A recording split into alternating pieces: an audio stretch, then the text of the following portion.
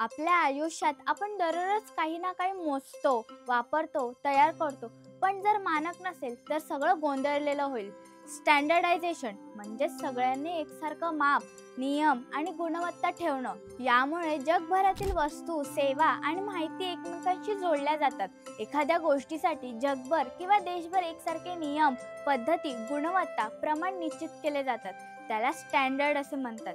Standard म्हणजे मानक किंवा प्रमाण होय. दरवर्षी 14 ऑक्टोबर हा दिवस वर्ल्ड स्टँडर्ड डे, जागतिक मानक दिवस म्हणून साजरा केला जातो. चला जाणून घेऊया वर्ल्ड स्टँडर्ड डे बद्दल. पण त्याआधी आपल्या कलाकार चॅनलला सबस्क्राईब करा आणि बेल आयकॉनवर क्लिक करा. नमस्कार, मी काव्या आणि तुम्ही पाहत आहात कलाकार दिनविशेष भाग 288 पावर्ड बाय GoPreg.com. 1946 साली लंडनमध्ये 25 देशांच्या प्रतिनिधींनी एकत्र येऊन आंतरराष्ट्रीय मानकीकरणाची गरज व्यक्त केली.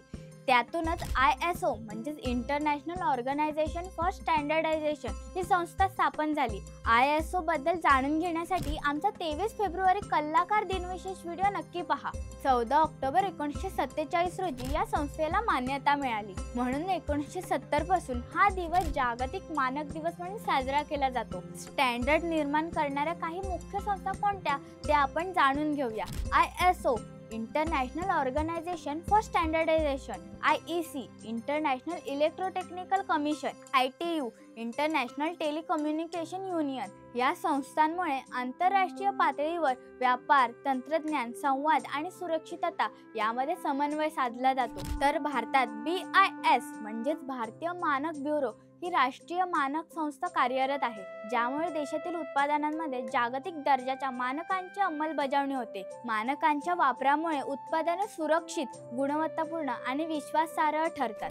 आंतरराष्ट्रीय व्यापार सुलभ होतो, तंत्रज्ञान व विज्ञानाची प्रगती होते, ग्राहकांना चांगल्या दर्जाची सेवा मिळते. जागतिक व्यापारात उत्पादनांची तुलना सुलभ होते, नवीन तंत्रज्ञान स्वीकारण्यास गती मिळते.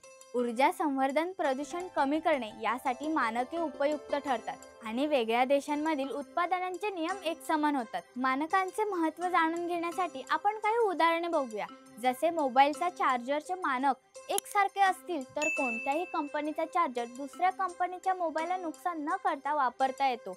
त्यामुळे ग्राहक सुरक्षित राहतात. पंखा, टीव्ही, फ्रीज, मिक्सर यासारख्या उपकरणांसाठी BIS किंवा ISO मानके असतात. यामुळे ग्राहकांना सुरक्षित, दर्जेदार आणि टिकाऊ उत्पादने मिळतात. वाहन क्षेत्रात कारमधील seat belt, airbag, brake system इत्यादींना आंतरराष्ट्रीय सुरक्षा मानके असतात. त्यामुळे अपघाताच्या वेळी जीवन वाचवण्याची शक्यता जास्त असते. पॅकेज केलेल्या अन्नावर किंवा हॉटेलमध्ये FSSAI मानक असतात. औषधावर WHO किंवा GMP यासारखी प्रमाणपत्रे असतात. यामुळे आरोग्याचे रक्षण आणि सुरक्षिततेची खात्री मिळते. तंत्रज्ञानातील उदाहरण बघायचे झाले तर वायफाय, ब्लूटूथ, 5G यासारखे नेटवर्क मानके जगभरात सारखी असल्यामुळे आपण कुठेही इंटरनेट सहज वापरू शकतो. त्यामुळे जागतिक संपर्क आणि डिजिटल प्रगती शक्य झाली. प्रदूषण कमी करण्यासाठी या मानकांचा खूप फायदा झाला. मानक प्रक्रियेमुळे प्लास्टिक, धातू, कचरा यांचा पुनर्वापर व सुरक्षित नष्टीकरण सोपे झाले. ISO 14000 सारखी मानके हे पर्यावरण व्यवस्थापनासाठी तयार केलेले आहेत. यामुळे प्रदूषण नियंत्रण अधिक प्रभावी झाले. यावरून आपल्या लक्षात येते की हे मानके किती महत्त्वाचे आहेत. हे प्रगतीचा पाया आहेत. तंत्रज्ञान, व्यापार, सुरक्षा, गुणवत्ता आणि पर्यावरण या सर्व क्षेत्रांमध्ये आंतरराष्ट्रीय मानके जगाला एकत्र आणतात आणि संवाद साधून प्रगती करतात. पटतंय ना? म्हणूनच जागतिक मानक दिवस हा सर्वांसाठी खूपच महत्त्वाचा आहे.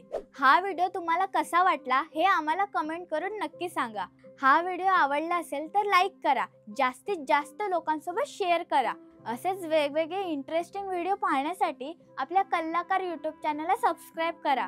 इंस्टाग्राम, फेसबुक पेजला फॉलो करा आणि बघत रहा कलाकार दिनविशेष पावर्ड बाय GoPreg.com.